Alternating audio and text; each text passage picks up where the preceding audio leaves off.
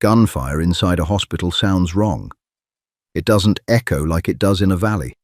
It cracks off the linoleum, sharp and claustrophobic. 3 armed men thought they were taking an easy target. They didn't know the clumsy rookie nurse changing IV bags used to kick in doors in Fallujah.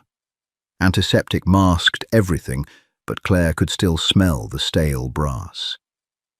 It lingered in the cuticles of her fingers, a phantom scent from a life she was supposed to be leaving behind. She fumbled the plastic IV catheter. Again.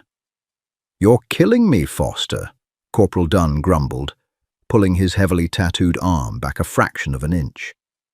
He didn't mean it aggressively. It was the tired, tolerant teasing of a combat marine who had survived a suicide bomber only to be subjected to the medical incompetence of a 26-year-old rookie. Claire forced a tight, apologetic smile. It felt unnatural on her face. "Sorry, Corporal. Dehydration makes the veins roll. Let me try a smaller gauge." Dunn sighed, leaning his head back against the starchy hospital pillow. His left leg ended abruptly halfway down the shin, heavily bandaged and elevated. Next to him, Private First Class Gable snorted, turning a page of a beat-up magazine. Gable was nursing a severe concussion and shrapnel in his shoulder. They were tough kids, annoyingly young. "Maybe if you didn't hold the needle like you're trying to stab a terrorist, you'd get it in," Gable muttered, not looking up. Claire's jaw clenched for a fraction of a second. She relaxed it instantly, deliberately breathing out through her nose. Deep breath. Soft hands. "You are a caregiver." She adjusted her grip on the plastic tubing. Her hands were scarred, the knuckles permanently thickened from years of heavy bags, rope burns, and bare-knuckle sparring. She had spent the last 7 years learning exactly how to destroy the human body with maximum efficiency. Trying to gently insert a 20-gauge needle into a fragile vein without causing pain felt like trying to defuse a bomb with chopsticks. She finally got the flash of dark red in the chamber. Taping it down, she smoothed the adhesive strip with her thumb, stepping back from the bed. "There, all set," she said, her voice lacking the maternal warmth typical of the ward. It came out flat. "Thanks, Florence Nightingale." Dunn smirked. "Hey, could you grab me some ice chips? My throat tastes like sand." "Sure." Claire turned and walked towards the hallway. Her steps were entirely silent. It was a habit she couldn't break. The thick rubber soles of her standard-issue hospital clogs should have squeaked on the freshly waxed linoleum, but she subconsciously rolled her weight from the outside edge of her foot to the toe, absorbing the impact. Captain Lewis, the head nurse, constantly reprimanded her for sneaking up on the staff. The seal blue scrubs chafed against her collarbone. They were too loose, too light. Her body constantly felt off balance without the 40 pounds of ceramic plates, magazines, and radio gear she was accustomed to carrying. Every time she reached up to scratch her shoulder, her hand instinctively grazed the empty space where her comms unit used to be. It was a phantom limb sensation, but for body armor. She pushed through the swinging doors of the break room and leaned over the sink. The water ran cold. She splashed it on her face, staring at her reflection in the cheap, warped mirror above the paper towel dispenser. Her dark hair was pulled back into a severe, utilitarian bun. Dark circles bruised the skin under her eyes. She looked ordinary, exhausted, invisible. That was the whole point. Command had needed a place to stash her after the op in Yemen went sideways. A female operator attached to a Tier 1 team who suddenly found her face plastered on a local insurgent bounty list couldn't exactly go back to base housing in Coronado. So they handed her a fake nursing credential, backed by the combat medic courses she'd blown through years ago, and dumped her in a forward Joint Forces medical facility in the Horn of Africa. "Just lay low, Foster," her commanding officer had told her over a secure line. Take some temperatures, change some bedpans, let the spooks clean up the mess, and we'll pull you out in 6 months. It had been 4 months. She was losing her mind.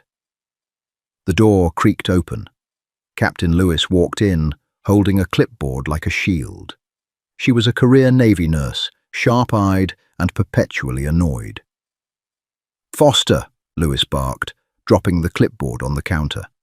"I just checked your charts for Ward 4. You documented Corporal Dunn's vitals, but you didn't note his pain levels, again." "He said he was fine," Claire replied, wiping her face with a coarse paper towel. "I don't care what he said. You have to ask the scale. 1 to 10. You know the protocol." Lewis sighed, rubbing her temples. "You're stiff, Foster. You treat these boys like they're pieces of machinery that just need an oil change. They need bedside manner. They need a human touch. You act like you've never comforted a patient in your life." Claire tossed the paper towel into the trash. "I haven't," she thought. "Usually when someone is bleeding out in front of me, I'm more worried about returning fire than asking them to rate their pain from 1 to 10. "I'll fix the chart, ma'am," Claire said evenly. "See that you do, and get back out there. Visiting hours are over, and the local contractors are coming through to clean the HVAC units, so it's going to be crowded in the corridors." Claire nodded, stepping past her. She grabbed a plastic cup, filled it with ice from the machine, and walked back out into the bright, sterile hallway. She hated the smell of this place. The bleach and iodine were supposed to represent healing, but to her, they just smelled like a prolonged, agonizing weight. She missed the dirt. She missed the sharp, metallic tang of cold air on a night drop. She missed the clarity of having a target. Here, the enemy was invisible. Infections, phantom pain, PTSD. Things she couldn't shoot, things she couldn't choke out. She stopped outside Ward 4, shifting the cup of ice to her left hand. Then the baseline noise of the hospital changed. Popping. It was faint at first, muffled by the heavy fire doors at the end of the East Wing corridor. A sporadic, dry crack, crack, crack. A civilian would have thought it was construction noise, a dropped pallet of medical supplies, maybe the HVAC contractors dropping heavy tools on the concrete floor. Claire stopped dead. The plastic cup of ice slipped slightly in her palm. Her stomach didn't drop. It turned to ice. Her pupils dilated, her vision instantly tunneling down the long, glossy stretch of hallway.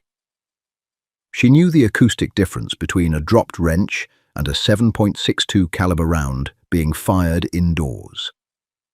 The sharp, concussive snap was unmistakable. It was the sound of a Kalashnikov. "Not here," her brain whispered, a sudden desperate plea against reality.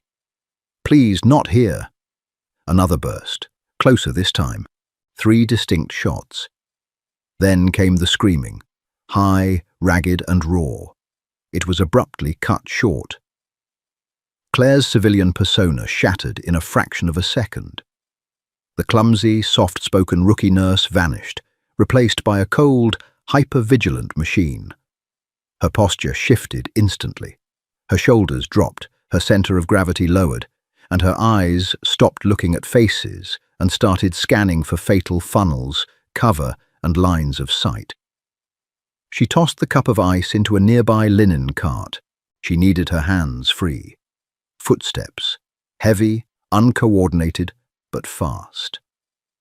Multiple sets of boots thudding against the linoleum, moving toward the main intersection of the ward. Shouting in Arabic, harsh, aggressive commands.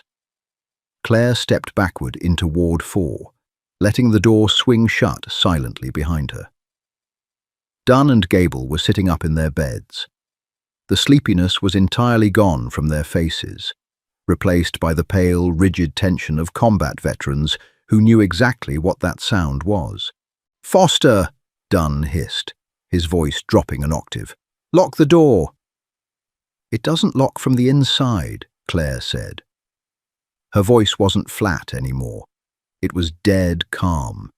Too calm. Gable was already trying to rip his IV out. "Where's the MP? There's supposed to be a guard at the checkpoint." "He's dead," Claire stated, not looking at them. She moved quickly to the supply cart by the door. She didn't have a sidearm. She didn't have a knife. She started ripping open drawers. "What?" Dunn strained to pull himself out of bed, his face twisting in agony as his amputated leg shifted. He reached instinctively for a holster that wasn't on his hip. "Listen to me, Foster. Hide. Get in the bathroom. They're hitting the hospital." Claire ignored him. Her hands wrapped around a heavy, solid steel oxygen tank key, a foot-long wrench with a heavy, rounded head used for cracking valves. It weighed about 3 pounds. It wasn't a carambit, but it would crush a skull. She slipped a pair of heavy trauma shears into her left scrub pocket. "Foster, did you hear me?" Dunn barked, panicked by her apparent shock. "Hide!" Heavy boots kicked the swinging doors of the adjacent ward open.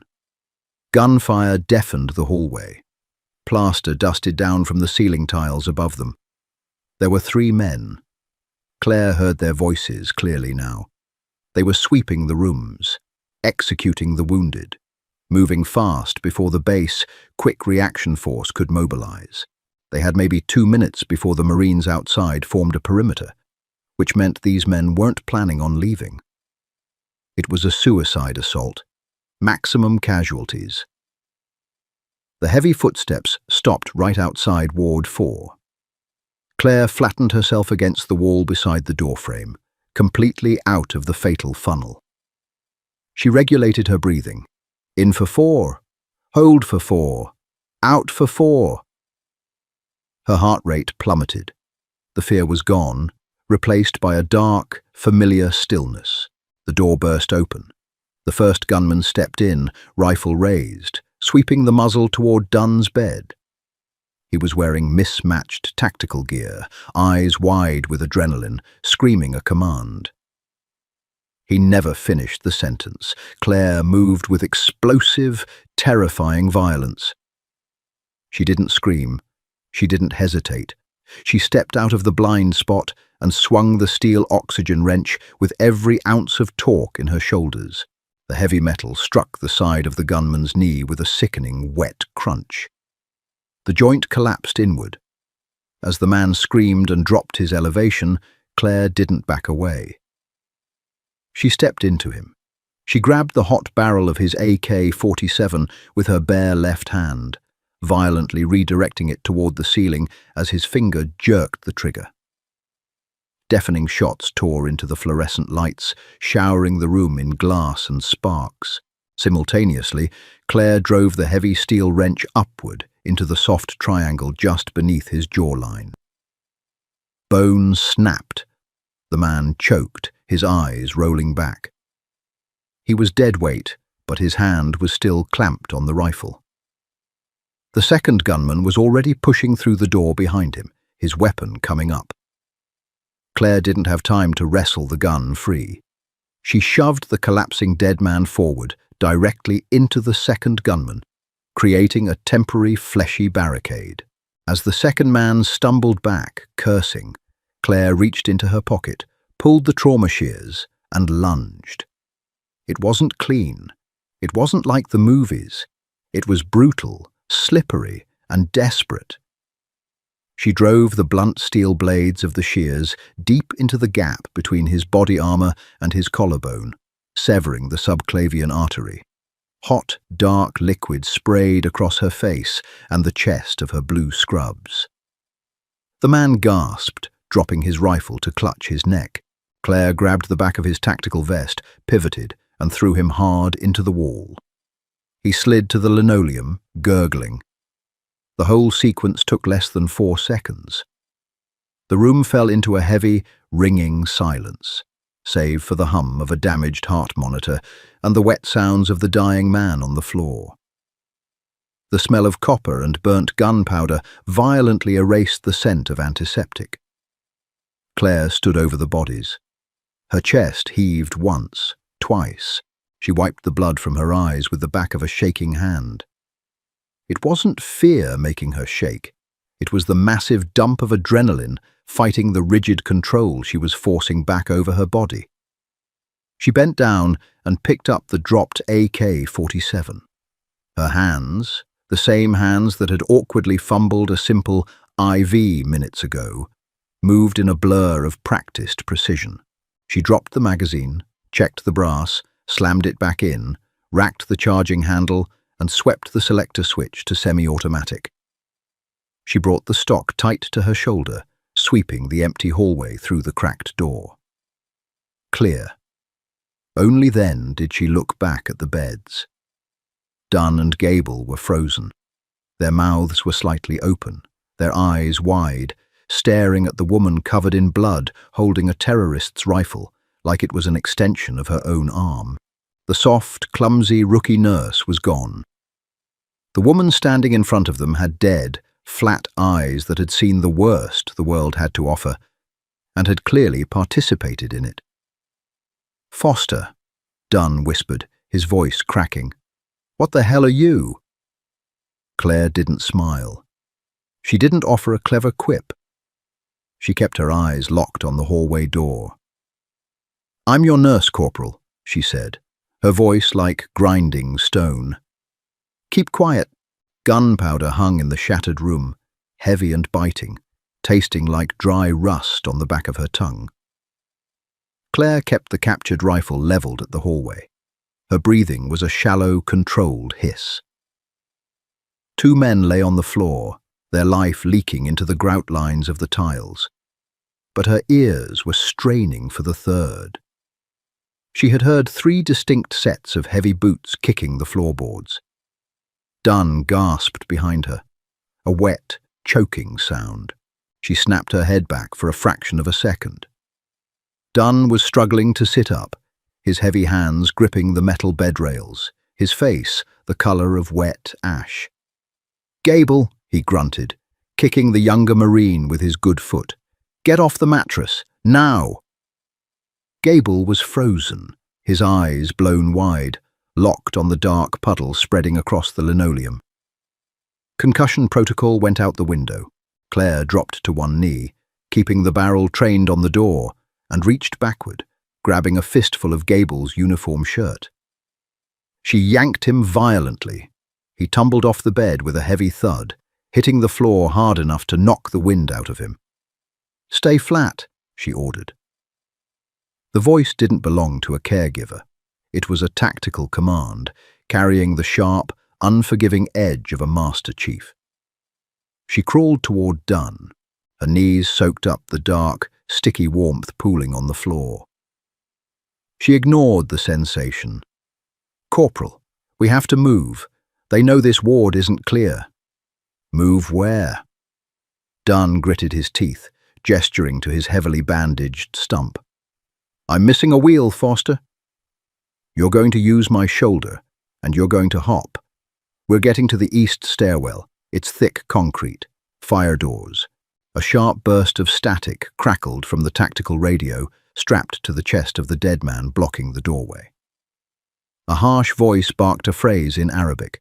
"Where are you? Report." Claire didn't speak the dialect perfectly, but she understood the tone. Impatience. They were running out of time.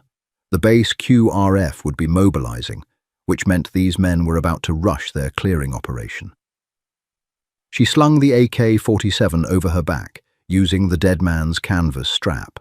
It dug into her collarbone, a harsh, familiar friction against the thin fabric of her scrubs. She reached over and ripped the heavy, yellow portable defibrillator off the crash cart bolted to the wall. It was a bulky, older model. 30 pounds of hard plastic, capacitors, and thick rubber cables. "Grab my waist," she told Dunn. He didn't argue. The cynical, teasing Marine was gone. He clamped his thick, tattooed forearm around her ribs. She hauled him upright, her own joints protesting under the sudden, immense weight of a grown man deadlifting himself on one leg.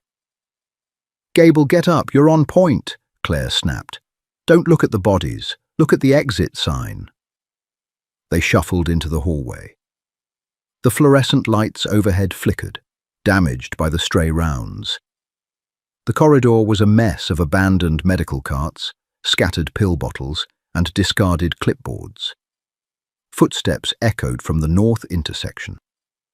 Heavy, running. Stairwell. Now, Claire whispered, shoving Gable forward. They reached the heavy steel fire door. Gable pushed it open, stumbling into the cool, dark concrete shaft. Dunn hopped through, panting heavily, the exertion tearing at his fresh surgical sutures. Claire followed, letting the heavy door click shut behind them, cutting off the noise of the ward. The stairwell smelled like old dust and damp cement. It was a sensory deprivation chamber compared to the chaos outside, but it was a trap if someone came from above or below. Claire eased Dunn down onto the landing. "Keep pressure on your leg," she murmured. Her hands were shaking again. She hated it. The adrenaline crash was fighting her training. She pressed her knuckles against the cold concrete to steady them. The heavy steel door of the floor below them shuddered. Someone was pulling the handle. Claire unslung the AK. She racked the bolt. Nothing happened. She ripped the magazine out. It was jammed. A crushed brass casing was wedged horizontally in the chamber. A catastrophic failure typical of poorly maintained surplus weapons. She cursed silently, tossing the useless hunk of metal onto the stairs. The door below them groaned open. The rhythmic clack-clack of tactical boots ascending the concrete steps echoed off the walls. One man, moving fast. Claire looked at her empty hands, then at the heavy yellow defibrillator resting next to Dunn's knee. "Corporal," she whispered, her voice tighter now. "Turn it on. Maximum charge." Dunn stared at her. "What?" "Turn the dial to 360 joules and press the charge button. Do it." He fumbled with the dials. A high-pitched, rising whine began to fill the stairwell. "Whee!" Claire ripped the two heavy paddles from their holsters. She didn't apply the conductive gel. She just held the hard plastic grips, pressing her back against the wall right beside the doorway of their landing. The footsteps stopped. The man below had heard the electronic whine. He was advancing slower now, cautious, raising his weapon. The barrel of an assault rifle peeked around the corner of the stairs, followed by a dark, bearded face, eyes sweeping the shadows. He saw Dunn and Gable huddled on the landing. He raised the rifle. Claire didn't give him the chance to pull the trigger. She launched herself off the wall, dropping directly onto the man from the step above. Her knees slammed into his chest armor, knocking the wind out of him in a sharp hiss. They crashed backward onto the concrete stairs in a tangle of limbs and hard angles. The man grunted, releasing his rifle to shove her off. He was strong, fueled by fanaticism and adrenaline. He managed to throw Claire against the iron railing, his hand dropping to a combat knife strapped to his thigh. Claire didn't fight his momentum. She scrambled up, her bare hands gripping the defibrillator paddles. The man lunged, the heavy steel blade arcing toward her ribs. Claire sidestepped, driving her left hand forward. She slammed the first paddle directly into the side of his neck, right over the carotid artery. She smashed the second paddle into his exposed jawline. "Clear!" she snarled, and hit the shock buttons on both grips simultaneously. Crack! The sound was like a whip snapping in a small room. 360 joules of raw, unfiltered electricity surged directly through the man's nervous system. His body locked instantly. Every muscle in his frame contracted with violent, bone-breaking force. His eyes rolled back into his skull. A harsh, unnatural vibration tore through him, and the sharp scent of burning hair and ozone instantly overpowered the smell of damp dust. He dropped like a stone, tumbling down 4 steps before coming to a dead, twitching halt. Claire stood over him, chest heaving, the yellow cables dangling from her hands like severed mechanical veins. Her breath came in ragged, uneven gasps. The silence rushed back in, broken only by the quiet, steady beep of the defibrillator resetting. She dropped the paddles. They clattered noisily against the concrete. Up on the landing, Dunn and Gable stared at her. They looked more terrified of her than they had of the gunman. Claire leaned against the cold iron railing, wiping a streak of red from her cheekbone. "Pain level, Corporal?" she asked, her voice trembling slightly before she forced it back into a flat, emotionless register. 1 to 10. Dunn just swallowed hard. A 2. Ma'am. Vibrations shook the concrete beneath Claire's feet. Boots, dozens of them. Not the uncoordinated stomping of insurgents, but the synchronized, heavy cadence of United States Marines moving with overwhelming intent. "Friendly!" Gable screamed, his voice cracking violently. "Friendly in the stairwell! Don't shoot!" The fire door below them burst open, violently slamming against the wall. Flashlights cut through the dimness, blindingly bright, sweeping over the scorched body on the stairs, then snapping up to the landing. Red laser dots danced across Claire's chest. "Drop it! Show me your hands!" A heavily armored Marine bellowed, his rifle locked onto her center of mass. Claire didn't freeze, and she didn't make a sudden movement. She raised her empty hands slowly, keeping her palms open and her fingers splayed. Her posture was perfectly non-threatening, a calculated surrender. "Hands are up," she said, her voice projecting clearly over the shouting. "Unarmed. 2 friendly casualties behind me. Ward 4 is compromised. 2 hostile KIA inside."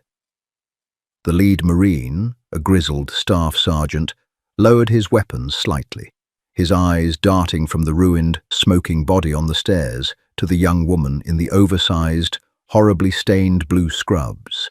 The cognitive dissonance on his face was visible even behind his ballistic glasses.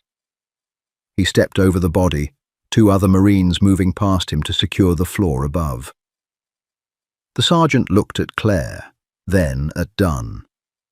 "Corporal Dunn," the sergeant said, his voice tight. "Report. Who is this?" Dunn looked up from the floor, his face pale, his jaw set. He looked at Claire. He looked at the bruised knuckles, the flat, dead expression, the perfect tactical composure.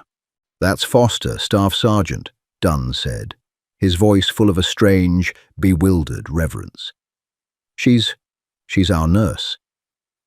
The QRF secured the hospital in under 12 minutes. The remaining insurgents in the lobby had been dispatched by the perimeter guards. The chaos slowly subsided into the grim, bureaucratic machinery of a post-combat mop-up. An hour later, the sharp tang of antiseptic had returned to the corridors, battling the lingering scent of copper and burnt powder. Claire sat on a folding chair in the empty staff locker room. The overhead fluorescent light hummed relentlessly. A grey wool blanket was draped over her shoulders, though she wasn't cold. She was just incredibly, overwhelmingly tired.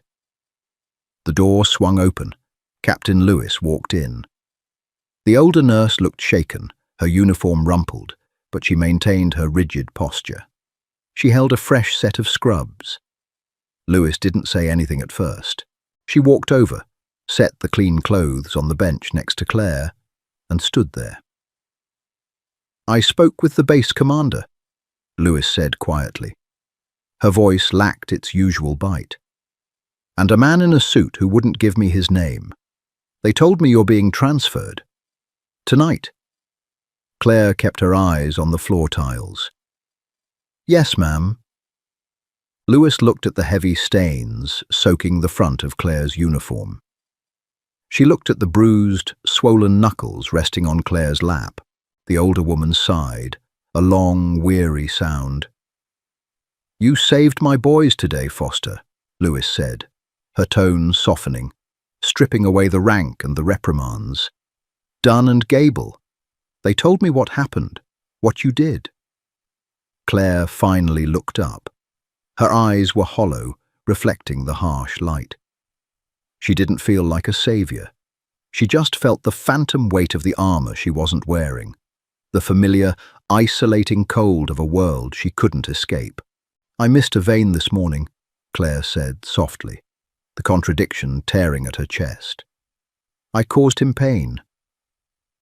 Lewis shook her head slowly, stepping forward to rest a warm, steady hand on Claire's shoulder. "You kept him breathing," Lewis said firmly. "That's the only metric that matters in this ward." Claire nodded once, closing her eyes. The ringing in her ears slowly faded, replaced by the quiet, steady rhythm of the hospital heartbeat, stubbornly ticking on. If Claire's ruthless instinct and that defibrillator scene had your heart pounding, smash that like button and subscribe for more intense, grounded, tactical stories. We want to hear from you. Did the Marines' reaction to their rookie nurse hit the mark? Drop your thoughts in the comments below. Don't forget to share this video with anyone who loves raw, action-packed military fiction. Hit the notification bell so you never miss a drop. Stay sharp, and we'll see you in the next one.